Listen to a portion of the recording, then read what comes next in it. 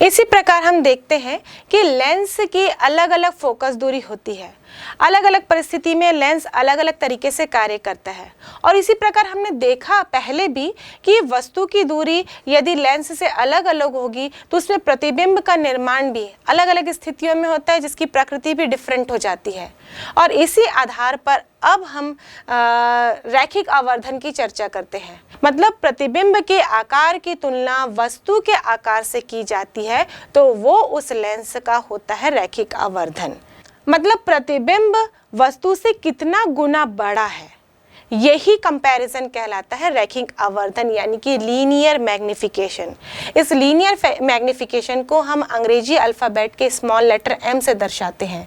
और ये रैखिक आवर्धन यानी लीनियर मैग्निफिकेशन का फॉर्मूला होता है रैखिक आवर्धन बराबर प्रतिबिंब का आकार या प्रतिबिंब की लंबाई बोल सकते हैं अपॉन वस्तु का आकार यानी कि वस्तु की लंबाई। और इसको सूत्र अनुसार देखें तो लिखा जाएगा m बराबर I upon O, size of image upon size of object. और इस रैखिक आवर्धन का कोई मात्रक नहीं होता, क्योंकि ये सिर्फ कंपैरिजन है प्रतिबिंब का आकार और वस्तु के आकार का, इसलिए इसका कोई भी मात्रक नहीं होता। अब इस रैखिक आवर्धन को हम दोनों प्रकार के लेंसों के लिए ज्ञात करते हैं। जब हमने उत्तल लेंस के लिए लेंस का सूत्र ज्ञात किया था, वहां पर हमने एक समीकरण लिखा था। वो समीकरण था AB upon A dash B dash equal to OB upon OB dash. यदि हम चित्र से देखें तो ये किस किस का कंपैरिजन था? प्रतिबिंब और वस्तु के साइज का, क्योंकि दो जो लंब थे वो वस्तु और प्रतिबिंब के साइज थे, मतलब लंबाई थी। और दूसरा इनकी प्रकाश केंद्र से दूरी। तो यहाँ पर यही है AB और A डैश B डैश। इस चित्र से अगर हम चिन्ह परिपाटी के साथ रखें तो AB क्या है? AB वस्तु का आकार है, ये वस्तु का साइज है। और A डैश B डैश क्या है? ये प्रतिबिंब का आकार या साइज है। और OB ये वस्तु की दूरी है और OB डैश ये प्रतिबिंब की दूरी है। तो चिन्ह परिपाटी के अनुसार लिखें तो AB बराबर हम लिखेंगे O, क्योंकि वस्तु जो है वो मुख्य अक्ष के ऊपर रखा गया है, जिसका प्रतिबिंब कहाँ बन रहा था? प्रतिबिंब जो है वो मुख्य अक्ष के नीचे बन रहा है। तो A डैश B डैश बराबर लिखेंगे माइनस I। वैसे ही O से लेकर B तक की दूरी ये हो जाएगी माइनस U, और O से लेके B डैश तक की दूरी ये हो जाएगी प्लस V। इस मान को यदि इस फॉर्मूले में रखें तो ये माइनस माइनस साइड दोनों साइड से कैंसिल हो जाएंगे, तो हमें प्राप्त होगा m बराबर यानी कि रैखिक आवर्धन बराबर I upon O equal to V upon U। वैसे ही यदि हम अवतल लेंस के लिए देखें तो जब हम अवतल लेंस के लिए लेंस का सूत्र ज्ञात किए थे तो कुछ इस टाइप का चित्र हमें मिला था और इस प्रकार का फॉर्मूला भी हमें मिला था AB upon A dash B dash equal to OB upon OB dash. अब यहाँ पर इन सब के मान को चिन्ह परिपाटी के अनुसार रखते हैं। AB क्या है? वस्तु का आकार है, जिसको हम लोग O लिखेंगे क्योंकि ये मुख्य अक्ष के ऊपर बना है। A डैश B डैश यहाँ पर ये प्रतिबिंब का आकार है, ये साइज है, इसको हम लोग I से दर्शाएंगे और इसे भी हम धनात्मक लिखेंगे क्योंकि ये भी मुख्य अक्ष के ऊपर ही बन रहा है, क्योंकि यहाँ पर जो प्रतिबिंब है वो आभासी प्रतिबिंब है। साथ ही यहाँ देखिए OB ये वस्तु की दूरी है प्रकाश केंद्र से, इसको हम लोग लिखेंगे माइनस U, और सेम साइड में ही प्रतिबिंब भी बन रहा है, इसलिए प्रतिबिंब की दूरी यानी OB डैश इसको भी हम लिखेंगे माइनस V से। ये माइनस U और माइनस V कैंसिल हो जाएगा, माइनस माइनस साइन। तो यहाँ पर हमको फॉर्मूला मिलेगा I upon O equal to V upon U, और ये फॉर्मूला है रैखिक आवर्धन का। तो रैखिक आवर्धन का फॉर्मूला चाहे हम उत्तल लेंस के लिए देखें चाहे अवतल लेंस के लिए देखें, यहाँ पर सेम हमको मिल रहा है। ये है m बराबर I upon O equal to V upon U। जब हम अलग अलग स्थितियां लेते हैं तो चिन्ह परिपाटी के अनुसार इसको सॉल्व करते हैं और मान को प्राप्त करते हैं। यदि हम प्रतिबिंब के बारे में बात करें, जब प्रतिबिंब आभासी बन रहा हो तो आभासी प्रतिबिंब कैसा बनता है? वो सदैव ही सीधा बनता है।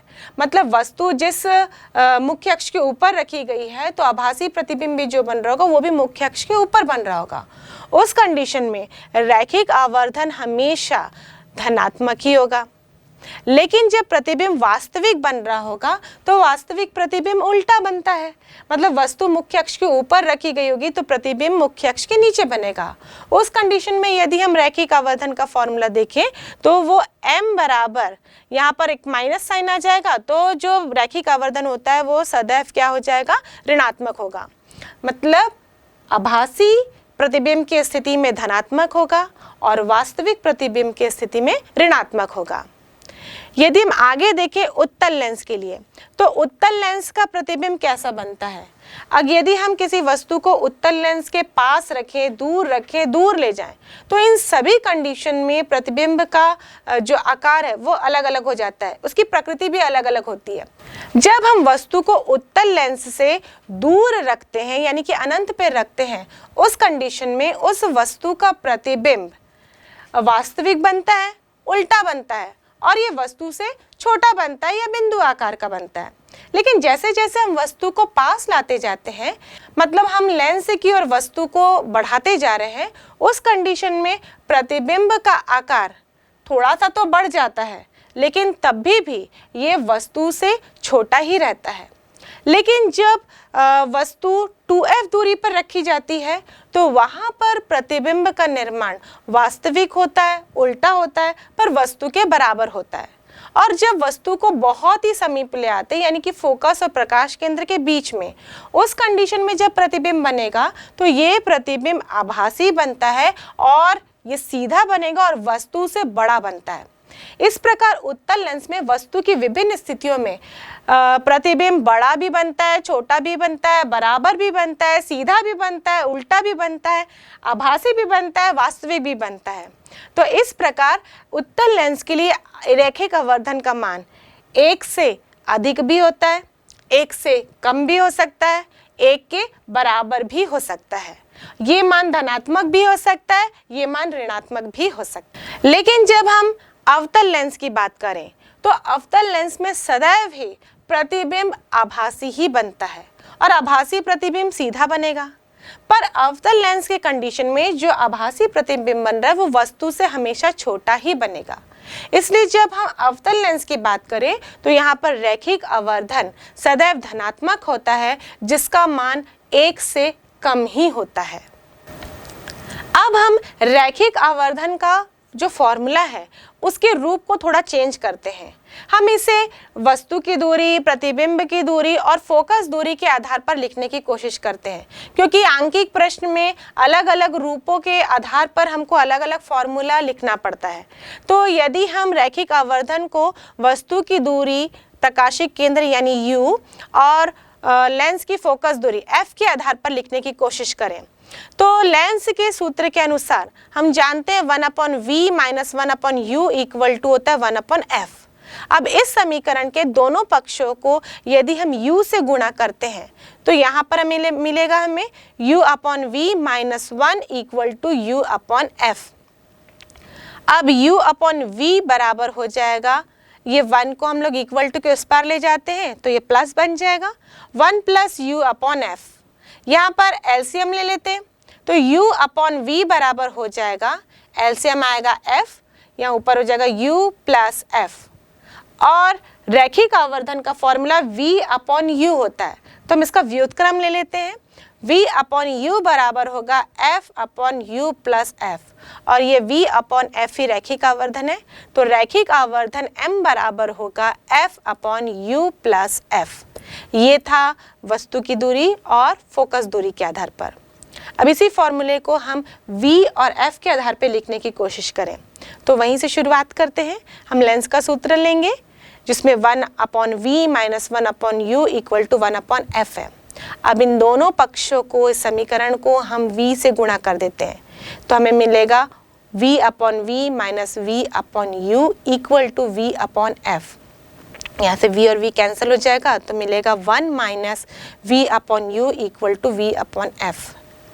और इसका पक्षांतर कर देते हैं तो ये हो जाएगा v/u equal to 1 minus v/f।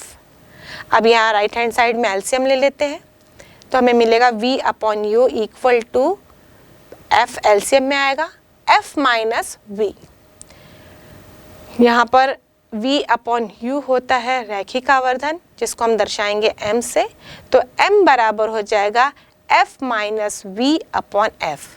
और ये फॉर्मूला है रैखिक आवर्धन का प्रतिबिंब की प्रकाश केंद्र से दूरी और उस लेंस की फोकस दूरी के टर्म्स में।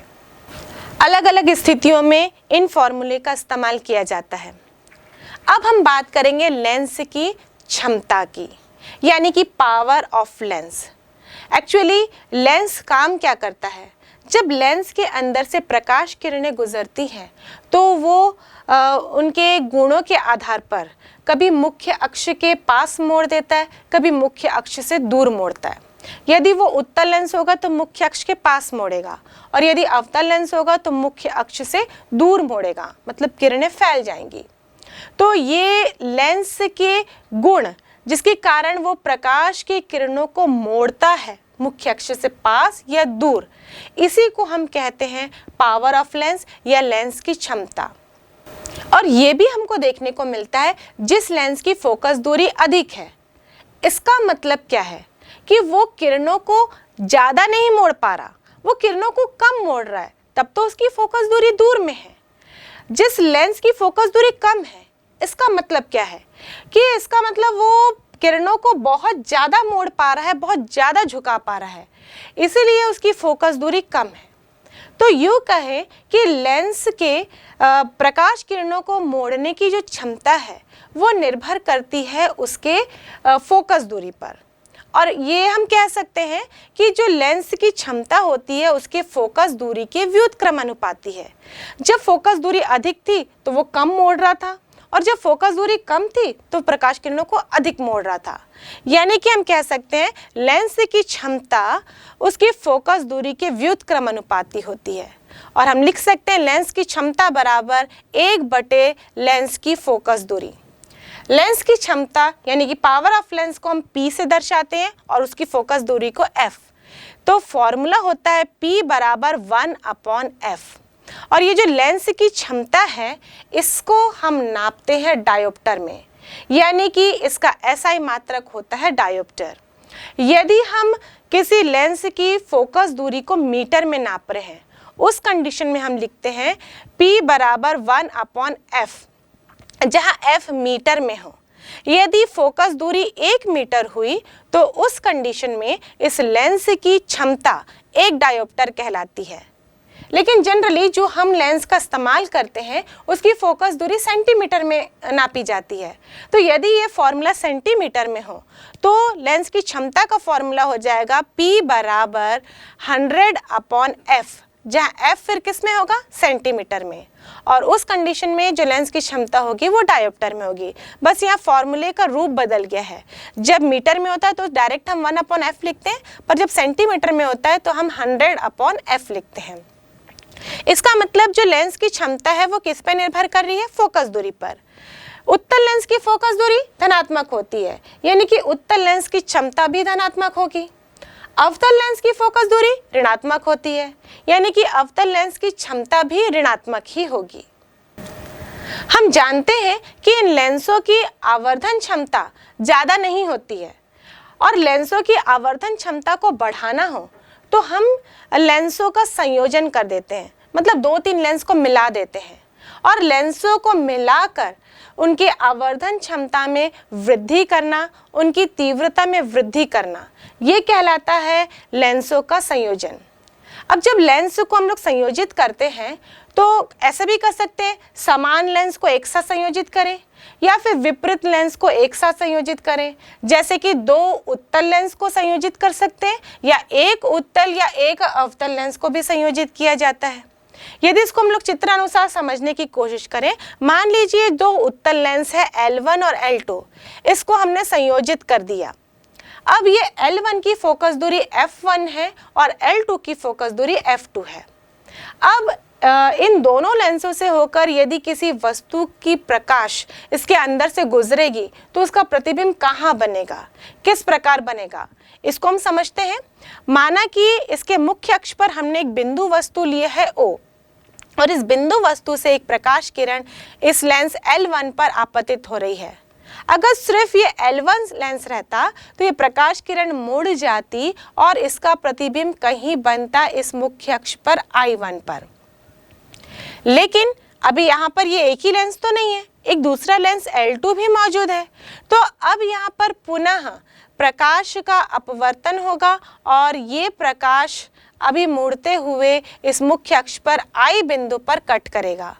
तो फाइनली इस O वस्तु का प्रतिबिंब कहाँ पर बनेगा, I बिंदु पर बनेगा। लेकिन यदि इस पिक्चर को हम ध्यान से देखें, इस चित्र को, तो यहाँ पर अगर O वस्तु हमने लिया है तो पहले लेंस के द्वारा उसका प्रतिबिंब कहाँ बन रहा है, I1 पर। मतलब दूसरे लेंस L2 के लिए अब ये I1 जो है वो वस्तु की तरह कार्य कर रहा है, जिसका प्रतिबिंब अब कहाँ पर मिलेगा, फाइनली I पर। तो हम इन दोनों लेंसों को अलग अलग करके सॉल्व करेंगे और उसके बाद इन दोनों को मिला देंगे, क्योंकि हमको इनका संयुक्त या इनका संयोजन हमको निकालना है, इनकी संयुक्त फोकस दूरी हमको ज्ञात करनी है। अब यहाँ पर हम देखें तो वस्तु की दूरी को हम किससे दर्शाते हैं, U से। तो हमने वस्तु की दूरी को U से दर्शाया। जो प्रतिबिंब I1 बन रहा है इसकी दूरी को हम V1 से दर्शाते हैं, और जो प्रतिबिंब फाइनली I बन रहा है उसकी दूरी को हम V से दर्शाते हैं, क्योंकि प्रतिबिंब की दूरी को V से दर्शाया जाता है। अब लेंस के सूत्र के अनुसार 1/V - 1/U इक्वल टू होता है 1/F। जब हम पहले लेंस के लिए बात करें तो वस्तु है O जो U दूरी पर है, जिसका प्रतिबिंब बन रहा है I1 पर जो V1 दूरी पर है। तो ये सूत्र किस रूप में लिखा जाएगा, 1/ प्रतिबिंब की दूरी यानी कि V1 माइनस 1/ वस्तु की दूरी यानी कि U बराबर 1/F1, क्योंकि पहले लेंस की फोकस दूरी हमने F1 ली थी। जब हम L2 के लिए ज्ञात करें तो यहाँ पर अब जो I1 है यानी कि प्रतिबिंब पहले वाले लेंस का बन रहा था वो दूसरे वाले लेंस के लिए वस्तु की तरह कार्य करेगा। तो ये फॉर्मूला किस प्रकार लिखा जाएगा, 1/ प्रतिबिंब की दूरी, और फाइनली प्रतिबिंब कहाँ बन रहा है, V पर, तो V लिखेंगे माइनस 1/V1 बराबर 1/F2। ये हो जाएगा समीकरण 2। अब जो पहले वाले लेंस के लिए समीकरण मिला और दूसरे वाले लेंस के लिए समीकरण मिला, इन दोनों को हम जोड़ देंगे। जोड़ने पर दायां पक्ष दाएं से जुड़ेगा, बायां बाएं से जुड़ेगा। तो यहाँ मिलेगा 1/V1 - 1/U plus 1/V - 1/V1 equal to 1/F1 plus 1/F2। यहाँ से 1/V1 कैंसिल हो जाएगा, क्योंकि एक बार प्लस में एक बार माइनस में। तो हमको क्या मिलेगा, यहाँ पर 1/V धनात्मक है तो उसको पहले लिख लेती हूँ, 1/V - 1/U equal to 1/F1 plus 1/F2। और ये जो 1/V - 1/U है ये क्या है, ये फाइनली प्रतिबिंब की दूरी है और U वस्तु की दूरी। और यदि इस लेंस का संयुक्त फोकस दूरी हम F मान के चलते हैं तो लेंस के सूत्र के अनुसार 1/V - 1/U किसके बराबर होना चाहिए, 1/F के।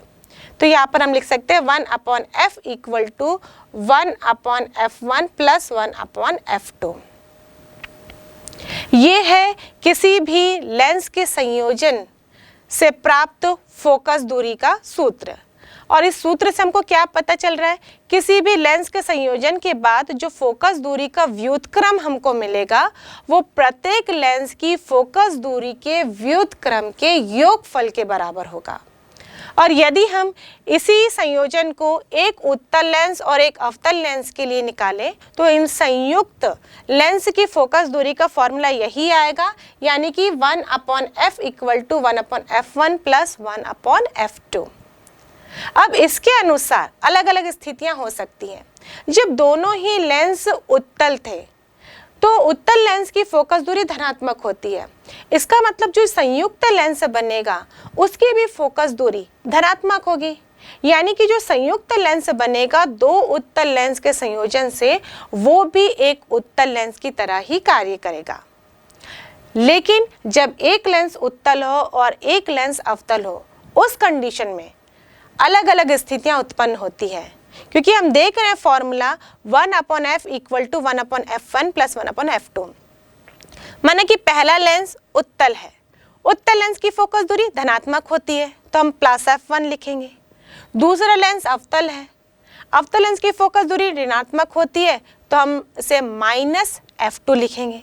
तो ये सूत्र किस प्रकार बन जाएगा, 1/f = 1/f1 - 1/f2। अब इसी फॉर्मूले के आधार पर तीन अलग अलग स्थितियां हो सकती है जब दोनों ही लेंसों की फोकस दूरी समान हुई, मतलब f1 = f2 हुआ। इस कंडीशन में यदि अब हम मान रखें तो 1/f = हो जाएगा 0, यानी कि फोकस दूरी f बराबर हो जाएगी 1/0 और 1/0 मतलब हो जाएगा इन्फिनिटी। तो ये फोकस दूरी अनंत हो गई। फोकस दूरी अनंत होने का मतलब क्या होता है, हालांकि यहाँ पर दो लेंस रखे हुए हैं, एक उत्तल और अवतल, लेकिन फिर भी जब दोनों का संयोजन हो रहा है तो ये दोनों ही लेंस अपने अपने व्यवहार को छोड़ दे रहे हैं और ये इस प्रकार कार्य कर रहे हैं जैसे कि समान कांच का कोई टुकड़ा रखा हो जिसकी प्लेटें समांतर हो, यानी कि उसकी फोकस दूरी अनंत हो। तो ये दोनों लेंस मिलकर भी साधारण सामान्य कांच के टुकड़े की तरह कार्य करने लगते हैं। लेकिन यदि f2 का मान f1 से कम हो, यानी कि अवतल लेंस जो हमने लिया है उसकी फोकस दूरी कम है और उत्तल लेंस की फोकस दूरी अधिक है, उस कंडीशन में या मान रखने पर जो संयुक्त फोकस दूरी मिल रही है वो ऋणात्मक मिलेगी। संयुक्त फोकस दूरी ऋणात्मक है, इसका मतलब जो दोनों लेंसों के संयोजन के प्राप्त जो लेंस हमको मिल रहा है वो किसकी तरह कार्य करेगा, वो एक अवतल लेंस की तरह कार्य करेगा। लेकिन यदि उल्टा हो, हम f2 का मान f1 से अधिक ले रहे हैं, यानी कि अवतल लेंस की फोकस दूरी अधिक है और उत्तल लेंस की फोकस दूरी कम, उस कंडीशन में f का मान धनात्मक आएगा। धनात्मक मान है, इसका मतलब ये संयुक्त जो लेंस है वो किसकी तरह कार्य करेगा, उत्तल लेंस की तरह। इसका कॉन्सेप्ट बिल्कुल क्लियर है।